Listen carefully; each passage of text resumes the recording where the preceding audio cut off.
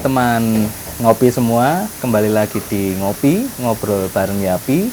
Dan kali ini kita akan ngopi bersama dengan teman-teman dari Rumah Matahari. Dan karena di tanggal 1 Desember kita akan sama-sama memperingati Hari AIDS sedunia. Jadi apa nanti yang akan kita obrolkan tidak jauh dari hal tersebut. Gitu. Di sini masih dengan saya Yosi, dan kali ini menemani saya di sini juga sudah ada Kak Astuti. Halo Kak Astuti. Kak Yosi, halo teman ngopi. Ya, jadi saat ini kita ada di markasnya Jampisawan, Jaringan Masyarakat Peduli Sungai Juwana Pati itu. Dan bersama kita saat ini juga sudah ada teman-teman dari Rumah Matahari. Di sini ada Kak Nita dan juga Bu Jumini. Halo Kak Nita dan Bu Jumini, bagaimana kabarnya? Alhamdulillah sehat. Dan saat ini kita ada di rumahnya Jampisawan gitu. Mungkin bisa diceritakan terlebih dahulu apa kaitan antara Rumah Matahari dan juga Jampisawan. Mungkin dari Kak Nita atau Bu Jumini. Dan sebelumnya mungkin bisa memperkenalkan diri terlebih dahulu. Yep. Monggo, silakan. Kak Nita. Perkenalkan, saya Anita, saya dari Rumah Matahari. Perkenalkan, nama saya Bu Jumini dari KDS Rumah Matahari. Nah, mungkin kan teman ngopi belum banyak yang tahu apa itu Rumah Matahari. Nah, kira-kira mungkin bisa dijelaskan terlebih dahulu apa itu Rumah Matahari. Monggo, Kak Nita. Dengan aja Mbak. Baik, terima kasih Kak. Untuk Rumah Matahari itu merupakan wadah untuk orang-orang yang peduli terhadap permasalahan HIV/AIDS, khususnya di Kabupaten Pati. Di awalnya dulu terbentuk itu di tahun 2011, di mana kita hanya beranggotakan 11 orang. Itu pun bukan hanya dari wilayah Pati, tapi Karisidenan Pati. Jadi dari 11 orang itu ada yang dari Kabupaten Kudus, Jepara, Pati, Rembang, Blora, dan juga ada dari Purwodadi. Jadi sejarahnya itu kan dulunya PDP itu kan adanya hanya di RSU Suwondopati. Kalau boleh tahu PDP itu apa? PDP itu Bu, CST Care Support Treatment itu Bu. Iya. Pendamping gitu ya. Itu merupakan dari layanan Ibu yang memberikan pelayanan, ya, support dan juga 11 orang itu berapa laki-laki dan perempuan kalau boleh saya tahu? kalau kebanyakan yang dulu itu malah perempuannya Ibu. Ya, karena kan dari 11 itu yang laki-laki cuma 1 waktu itu. Itu terbentuknya di tanggal 11 Maret 2011 sih kata Ibu. Dengan jumlah orang yang sedikit itu Ibu. Kemudian sampai dengan saat ini kita sudah berkembang, di mana untuk dari kabupaten yang lain sudah memiliki KDS sendiri Bu. KDS ya. Kalau boleh tahu, Bu Jumini bisa jelasin untuk KDS itu kepanjangan dari mana? Apa itu KDS? Apakah ada kaitannya dengan KDI? Oh, itu beda. Beda Kak Yosi. Coba dijelasin itu KDS. Kepanjangannya sih, sepengetahuan saya lupa ya. Cuma KDS itu tempat teman-teman untuk berkumpul, teman-teman yang sama-sama positif kayak gitu. Kalau boleh saya jawab sendiri, tanya sendiri ya. Kelompok dampingan sebaya, benar nggak? Oke, terima kasih ya. Dukungan sebaya. Kelompok dukungan sebaya. Iya. Ya. Terus bedanya apa nih dengan Kak Nita? Ini komunitas yang didampingi atau bagaimana? Bu Jumini bisa menjelaskan. Kalau saya yang mendampingi teman-teman untuk ODA. Nah, kembali lagi sebelum nanti kita lanjut ngobrol lebih banyak tentang hal-hal berkaitan dengan HIV/AIDS seperti itu ya. Tadi di awal sudah saya tanyakan, jadi kenapa kok kita saat ini ada di markasnya Jampi Sawan itu sebenarnya bagaimana itu kok bisa istilahnya mungkin berjejaring gitu dengan Jampi Sawan itu, kisah awalnya seperti apa? Iya, kita berjejaring ya karena sama-sama yang dari Jampi Sawan ini kan juga peduli terhadap permasalahan kemanusiaan juga kan gitu. Jadi kita berjejaring dengan Jampi Sawan ini. Mungkin bisa langsung ke pertanyaan yang lebih yang dari yang umum dulu gitu ya.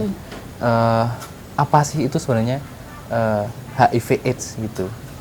Apakah HIV dan juga AIDS itu hal yang sama atau hal yang berbeda? Ya, mungkin bisa dijelaskan. Monggo, siapa? Kalau untuk HIV/AIDS itu beda ya. Kalau HIV-nya itu virus, kalau AIDS-nya itu sudah fase ada apa namanya gejala.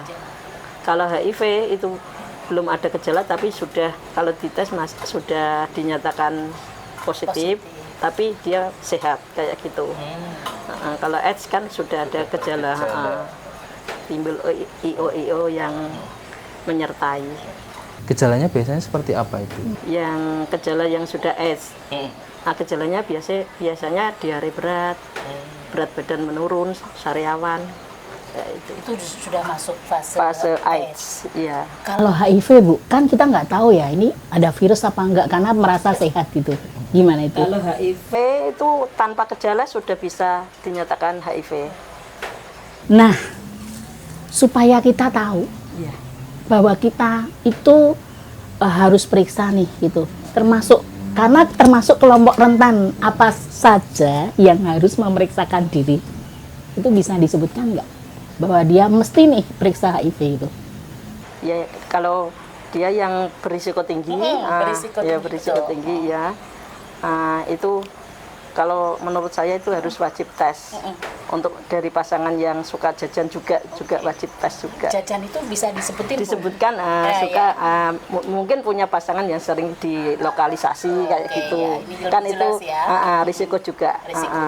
Selain itu mungkin Mbak Nita bisa jelasin nih yang berisiko tinggi selain yang suka tadi berhubungan bukan dengan pasangannya di tempat lokalisasi atau apa gitu. Ya, tadi yang dijelaskan dari Mbak Jumini tadi ya Bu ya, yang suka jajan mahal itu pastinya ya Bu ya.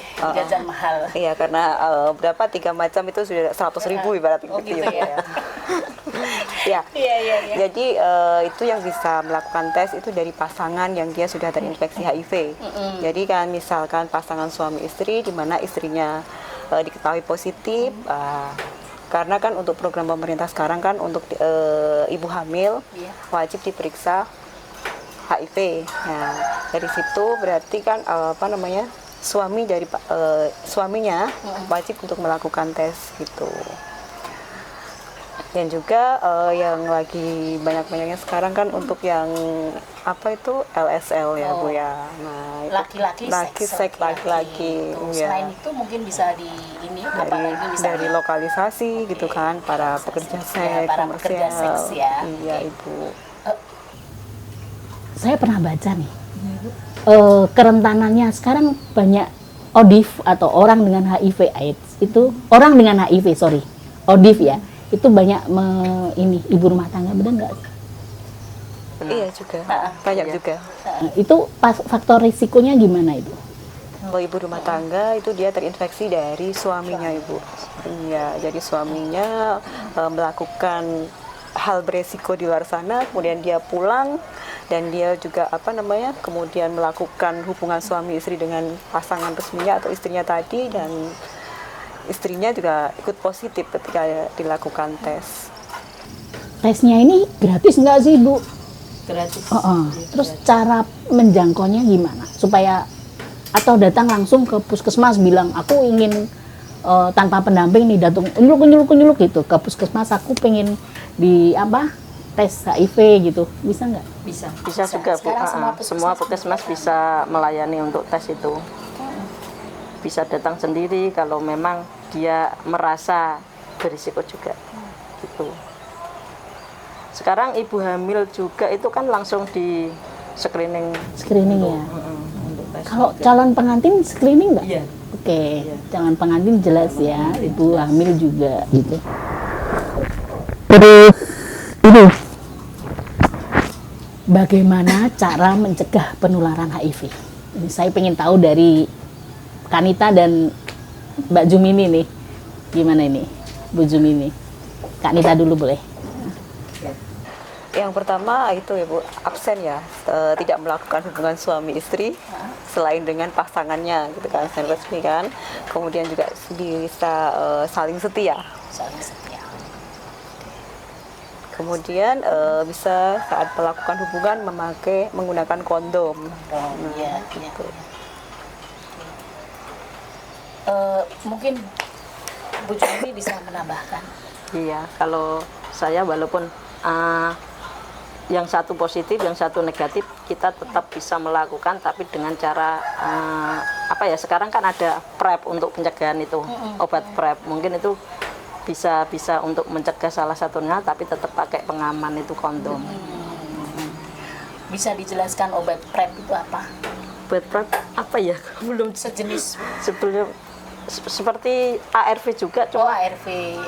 itu baru ya Mbak. PrEP ya. PrEP Baru. itu untuk pencegahan. Untuk pencegahan. Oh ada ya? Iya, ada sekarang. Begini, kan ada anggapan nih bagi orang awam yang nggak ngeh ya, nggak tahu tentang HIV. Katanya HIV itu bisa ditularkan lewat air liur, lewat ciuman, lewat sendok makan bareng, kayak gitu, bener nggak? Kanita. Jabat tangan. Ya, jabat tangan. Padahal kita sering jabat tangan sama orang gitu-gitu. Iya. Itu tidak bisa. Memang benar untuk HIV ini terdapat pada cairan tubuh manusia, tapi yang berpotensi menularkan HIV itu kan darah dan kemudian air susu ibu dan juga sperma itu kan. Nah, itu. Kalau melalui air liur mungkin dibutuhkan 1 galon air liur ya, Bu. Gitu ya. Baru mampu menularkan. Berapa bulan? Ngumpulnya. Sementara untuk virus HIV bisa bertahan di luar tubuh manusia itu kan hanya hitungan menit ya, enggak. Mungkin Bu Jumini bisa nambahin. Terus ini nih, tadi mungkin lupa disebut ya, untuk pemakaian suntik narkoba itu potensi menularkan nggak ya? Potensi menularkan, tapi untuk di Kabupaten Pati ini penasun, penggunaan penasun itu jarang sekali, Ibu. Jadi peredaran untuk yang itu kita belum Minim ya, minim di sekali kabupaten. di sini. Kebanyakan adalah karena hubungan suami istri. Karena hubungan suami istri, karena di sini merupakan Pantura Timur, Oke, di mana jadi tempat parkirnya sopir-sopir itu Bu, banyak. Jadi langsung kita menuduh sopir ya? enggak. Bukan sopir aja, nelayan juga, nelayan, ada pelabuhan juga toh. Iya. Jadi karena ini ya, Iya, banyak faktor sosial ya. faktor sosial. Iya, ini.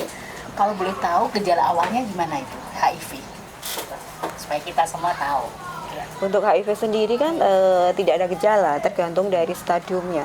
Kalau stadium 1 tanpa gejala, stadium 2 mungkin juga ada gatal-gatal dan samar-samar kan gitu kan, gatal-gatal di kulit kan gitu, nanti juga sembuh lagi, terus nanti kan masuk di fase stadium 2 dan 3. Ada stadiumnya ya? Ada, Ibu. Oh gitu. Jadi misalnya gini, tadi misalnya orang yang melakukan hubungan seksual yang berisiko tinggi seperti tadi ya, misalnya dengan bukan pasangan, kemudian dengan pekerja seks, itu harus punya kesadaran segera untuk memeriksa. Tapi misalnya yang tidak punya atau tidak punya risiko tinggi, tetapi dia misalnya pengguna tadi penasun ya, pengguna narkoba suntik, itu juga harus punya kesadaran untuk memeriksa diri. Kalaupun misalnya tidak ada risiko tinggi, dia tidak melakukan apa-apa, kemudian dia merasakan gatal, nggak perlu ya? Oke. Ya itu mungkin karena alergi aja. Nah, tapi kan itu ada perbedaannya, Ibu. Ketika nanti gatal, kemudian dia diberikan obat atau diobati, sembuh, dan nanti kan kambuh lagi. Nah, itu biasa terjadi pada dampingan-dampingan kami gitu. Jadi sering Yang sudah positif HIV. Oke, yang sudah positif HIV dia akan mengalami gejala seperti penyakit kulit itu tadi, diobati Sama diobati sembuh, nanti kambuh lagi kayak gitu Ibu. Yang sudah positif HIV dia harus minum ARV yang disediakan gratis di puskesmas tanpa membayar. Nah itu kan tadi terkait dengan penularannya. Kalau yang tadi disampaikan itu kan masih karena kebanyakan adanya kontak fisik seperti itu. Nah kalau ada ibu hamil yang ternyata dia terkena HIV/AIDS seperti itu, apakah secara otomatis menularkan ke anaknya gitu atau bagaimana? Itu yang ibu hamil untuk Apakah anaknya juga berpotensi? berpotensi gimana? ada selama kita secepatnya diketahui, terus seperti apa pencegahannya, kok sering konsultasi sama dokter, insya Allah enggak. Ya. Teman-teman dari Rumah Matahari ini kan tentunya banyak melakukan pendampingan kepada teman-teman orang dengan HIV. AIDS, ya HIV/AIDS ya. Mungkin bisa diceritakan terkait dengan pengalamannya di dalam mendampingi gitu. Mungkin kaitannya dengan bagaimana ketika berhadapan dengan tenaga-tenaga medis, tenaga-tenaga kesehatan, ataupun mungkin dengan kaitannya dengan pemerintah daerah, apakah ada support atau bagaimana? Mungkin bisa diceritakan pengalamannya. Iya, ada support dari pemerintah ya. Jadi kan dengan adanya program ibu hamil langsung di screening untuk melakukan tes HIV. Itu yang pertama. Dan kemudian dalam kondisi apapun saat dia hamil dan diketahui positif, diharuskan segera minum obat. Yang biasa kami dampingi seperti itu. Dan hal itu sudah berjalan untuk di Kabupaten Pati ini. Oke. Ada mungkin pengalaman yang lainnya? Apakah pernah mengalami kendala-kendala seperti itu yang menyulitkan di dalam melakukan pendampingan? Ada. Dimana dia sudah diketahui positif dan kemudian dia diberikan obat, tapi kan untuk obat itu pasti ada efek sampingnya, dan ketika mengalami efek samping itu pasangannya itu melarang dia untuk melanjutkan pengobatan. Nah, kita sebagai pendamping kita sudah datang, kita mencoba untuk menjelaskan terkait dengan situasi itu, dan juga kita mengajak klien tersebut atau teman kita ya, bukan klien ya, teman kita itu untuk konsul ke dokter yang lebih mungkin yang lebih menguasai tentang ilmu medis ya Pak, ya Kak gitu. Tapi tetap menolak sampai dengan dia lahiran. Ada juga yang seperti itu. Sebenarnya efek samping dari ARV ini apa sih? Ada ya? Ada Bu. Semua obat pasti akan ada efek sampingnya. Kalau untuk ARV itu kan jenisnya banyak, dia pun memiliki efek samping sendiri. Tapi ada juga teman-teman yang dia mengkonsumsi dari awal sampai dengan sekarang, dia sudah di 14 tahun, dia sama sekali ada efek sampingnya. Ada seperti itu Ibu. Rumah Matahari ini sampai pada dia bikin shelter untuk orang dengan AIDS nggak? Ada shelter misalnya panti atau asrama untuk merawat? Udah belum? Harapannya sih begitu, tapi belum pernah tercapai sampai sekarang Bu. Ini saya baca literasi nih, angka orang dengan HIV di Pati cukup tinggi ya, sampai September atau Oktober 2023 angkanya cukup tinggi. Bisa dijelaskan apa ya kira-kira yang sudah dilakukan oleh pemerintah Kabupaten Pati yang bekerja sama dengan Rumah Matahari? Itu yang pertama pendampingan Ibu ya, pendampingan ada, terus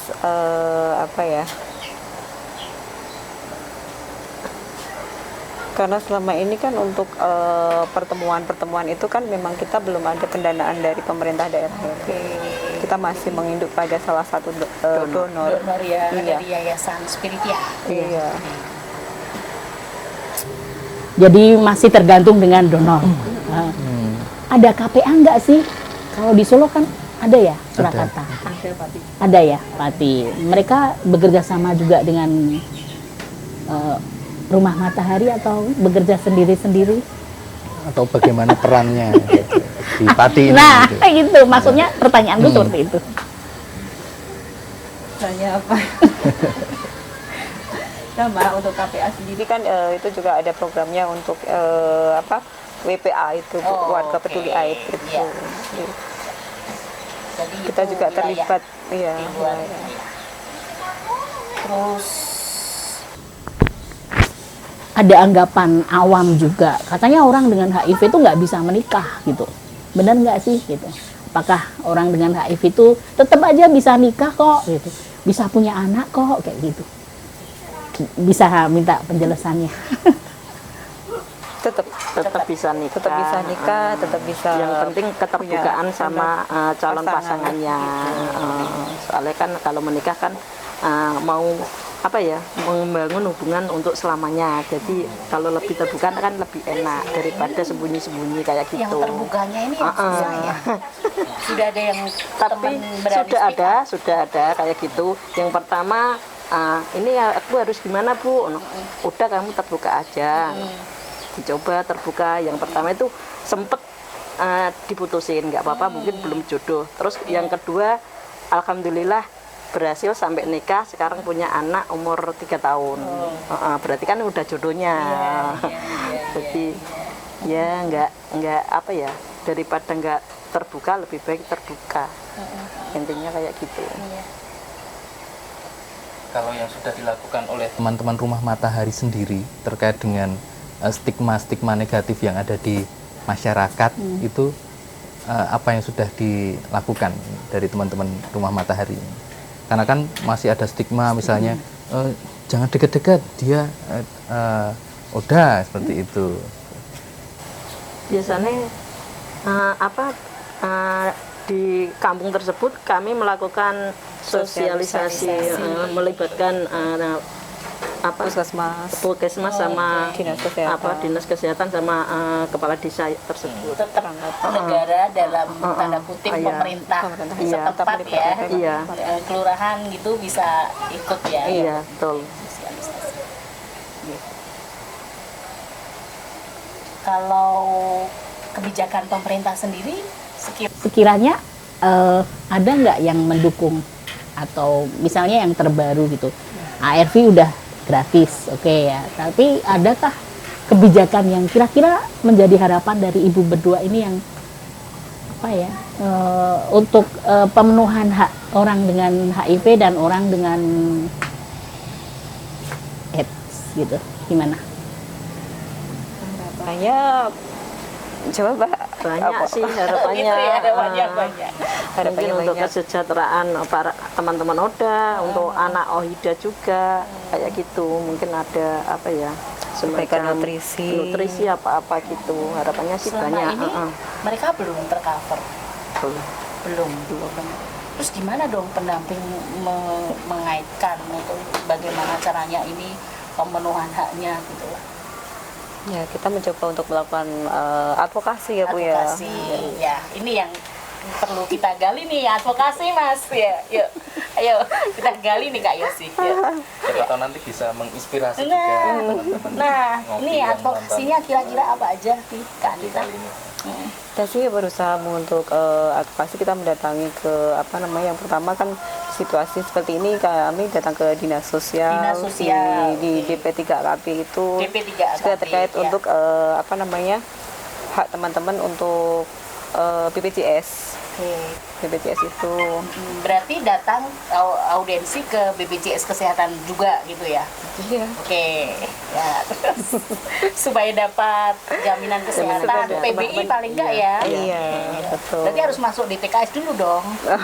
Itu dipastikan kan, makanya datang ke dinas Iya, sosial. dinas Iya. sosial itu. Ya, terus Terus yang apa sih yang baru itu sih, soal kemarin kita mau berencana juga ke Basnas ya untuk bisa Basnas. mengakses apa namanya, karena ada beberapa program yang ada di Basnas itu. bisa masuk. Belum bisa. Kita hanya baru mengajukan kan ya. gitu ya. Mengajukan. Semoga berhasil ya. Iya. Kira-kira pihak lain lagi ada yang dilibatkan nggak? Belum, saat ini belum. Ya, saat ini dengan mau nembus Baru itu aja. Basnas itu. Kalau masyarakat sendiri gimana peran mereka? Jadi di luar stigma gitu ya. Kira-kira bagaimana peran untuk mendukung ini para Oda dan Odif gitu? Peran masyarakat apa namanya, dia kan juga tergabung di WPA itu ya, warga peduli air iya. itu kan. Programnya KPA tadi ya. Iya. Oke. Iya, iya. Ya, masih soal pengalaman pendampingan, mungkin masih ada lagi hal yang ingin disampaikan gitu, untuk teman ngopi semua. Iya. Kita bekerja sama dengan DP3KP pada kasus di mana dampingan kita itu perempuan yang positif dan dia memiliki anaknya juga positif, tetapi sama suaminya itu tidak diizinkan untuk melakukan pengobatan. Kemudian saya koordinasi dengan DP3KP, dan dari dinas DP3KP itu akan mendatangi. Tapi sebelum dari DP3KP itu datang, anaknya sudah terburu drop waktu itu Ibu. Terus sudah ada upaya ya. Tapi sudah ada upaya ke sana. Terus kemudian setelah anaknya pada akhirnya anaknya meninggal waktu itu, dan istrinya pun dilarang lagi untuk melakukan pengobatan. Terus kami mencoba untuk datang ke sana, dan kami memang mencoba komunikasi dengan suami dari teman saya itu, tapi juga tetap nggak bersedia gitu. Terus akhirnya juga saya menggunakan DP3KP lagi, dan belum seperti ancaman gitulah ya Bu, bukan ancaman ya. Kita kalau memang dia kembali ke pengobatan, kita akan ke sini karena kan yang pertama karena dia udah mengambil haknya istrinya untuk melakukan pengobatan seperti itu, dan alhamdulillahnya juga di usaha yang terakhir kita bisa untuk mengajak si istrinya itu untuk pengobatan. Ya, dan di Pati ini pasti ada peraturan-peraturan seperti itu terkait dengan HIV/AIDS gitu, misalnya peraturan daerah. Nah, peran dari Rumah Matahari sendiri terkait dengan kebijakan-kebijakan yang ada di Pati ini terkait dengan HIV/AIDS itu bagaimana? Peran kita di HIV/AIDS, kita ada penyusunan perda ya Mas, perda di tahun 2021, dan kita juga menginisiasi untuk pemeriksaan pada catin itu, kemudian juga ibu hamil itu. Itu mengadvokasinya berapa lama itu Kak? Itu kita sampai lahir perda itu. Kalau boleh kita tahu gitu. Dari 2013 Ibu. Wow, lama banget ya. Lama sekali Bu. Dan perdanya baru muncul di tahun 2021. Gitu, Kak. Ya, di Rumah Jampi Sawan ini ada sekitar 1.500 orang kebetulan. Gitu ya. Ya. Mungkin ada yang mau ikut bertanya. Yang ada di sini. Iya, Mas Ari. Saya Ari dari Jampi Sawan, kebetulan juga kami sudah lama sekali sebetulnya berinteraksi dengan teman-teman Rumah Matahari. Jadi kami tahu betul apa yang mereka lakukan. Mungkin ada banyak hal sebetulnya yang bisa diceritakan oleh Mbak Anita sama Mbak Jumini mungkin Kak. Tapi saya tertarik tentang anak. Jadi ternyata di Pati itu kan juga ada kasus anak-anak yang didampingi teman-teman Rumah Matahari cukup banyak. Kira-kira ada beberapa kisah-kisah sukses yang mungkin bisa disampaikan supaya publik juga tahu dan ternyata juga kasus ini fakta kok, real ada di lapangan. Mungkin itu Mas. Ya, jadi terkait dengan kasus anak ya, mungkin bisa diceritakan Mbak Nita atau pertanyaannya Mas Hari diulang sedikit. Terkait anak ya, dan dengan kasus HIV, kemudian ada cerita sukses yang bisa dibagi oleh Kak Nita. Iya. Ada. Jadi kita dari Rumah Matahari itu mendampingi 29 anak Ibu. Ya, 29 anak itu, dan satu anak dianya yang belum belum ARV. Ada satu anak yang belum ARV itu. Yang 28, Yang sudah. 28 itu sudah. Yang 29 yang Yang satu belum. Karena Nah, itu karena keluarganya pindah-pindah. Jadi ketika kita datangi rumahnya, dianya nggak ada, kan gitu. Kita mencoba untuk bekerja sama dengan puskesmas setempat, juga tidak berhasil, tidak ada di rumah juga. Nah, terus ini juga di Kabupaten Pati ini juga ada satu kasus anak di mana dia sekolah, kemudian dia dikucilkan sama teman-temannya. Itu kan karena mungkin juga dari orang tuanya ya Bu, melarang untuk dekat-dekat kan gitu. Dan wali murid meminta agar anak itu dikeluarkan dari sekolah. Itu kasusnya sudah terjadi di 2023 kemarin. Dan kami dari Rumah Matahari kemarin datang ke sekolah bersama dengan Dinas Kesehatan waktu itu ya. Kita melakukan di sana untuk advokasi, kita mencoba agar anak itu bisa tetap sekolah, bisa diterima di sana. Dan akhirnya diperbolehkan anak itu sampai dengan waktu itu dia masih TK. Nah, TK terus dia masih bisa melanjutkan di sana, dan kemudian sekarang anaknya sudah kelas 1 di sekolah yang sama juga. wow, ini menginspirasi nih kerja-kerja teman-teman Rumah Matahari dan bekerja sama dengan stakeholder ya, dalam hal ini Dinas Kesehatan. Mungkin ada cerita sukses lagi yang bisa dibagi oleh Bu Jumini? Nah, untuk anak-anak sih kemarin itu dari keluarga yang kurang mampu, dia jarang dapat bantuan itu, KIS juga nggak ada sama sekali. Nah, dari situ kami bekerja sama dengan Dinas Sosial. Nah, akhirnya di ACC, jadinya sekarang sudah dapat BPJS, KIS, DKN, PBI. Iya, satu keluarga. Iya. Lebih banyak mana antara laki-laki dan perempuan yang Untuk anak-anak apa semua? semua yang terkena yang menjadi ODA, lebih banyak laki-laki atau yang perempuan? Yang kita dampingi lebih banyak kan perempuan. Karena Yang kan udah ya? Iya. Karena kan kebanyakan perempuan terinfeksi dari suaminya, di mana pas diketahui suaminya itu udah stadium AID, jadi meninggal. Tapi tren di Pati sekarang banyak kan laki-laki deh, soalnya kan temuan kasus LSL Meningkat. Iya. Ya, dulu memang perempuannya yang banyak, sekarang tahun-tahun ini LSL yang banyak, jadi laki-laki yang terinfeksi kebanyakan. Dan usianya juga usia masih muda, kecil-kecil, eman-eman. Oke, nah terkait dengan perempuan, karena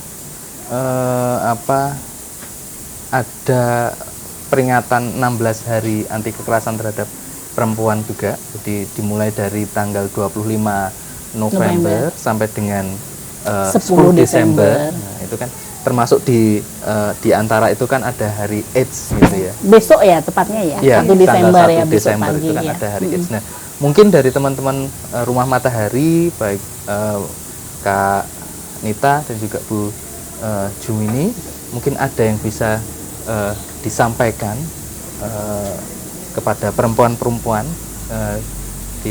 yang menonton ngopi kali ini. Mungkin ada sesuatu yang ingin disampaikan gitu.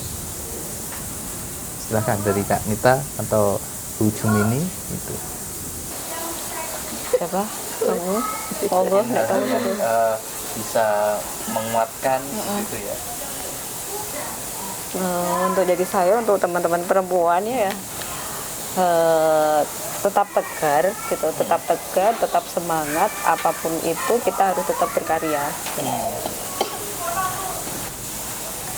kalau untuk saya, untuk kaum perempuan ya tetap semangat juga, karena HIV bukan segalanya, kita harus meneruskan hidup demi keluarga, kayak gitu.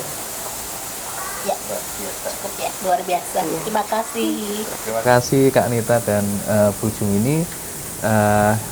Terima kasih juga teman ngopi semuanya yang sudah menyimak obrolan kita di ngopi kali ini.